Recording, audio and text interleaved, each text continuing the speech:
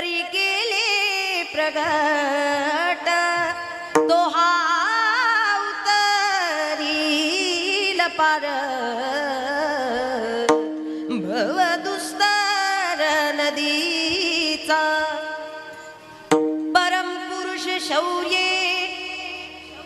पांडुरंग मुरारी कमलनयन हासं गोपिका चित्तहारी प्रगट निकट शोभे रुक्मिणी रम्यवाणी सदय धवल हासं विठ्ठलं चिन्तयामि महायोगपीठे तटे भीमरथ्यां वरं पुण्डलीकाय धातुं मुनिद्रे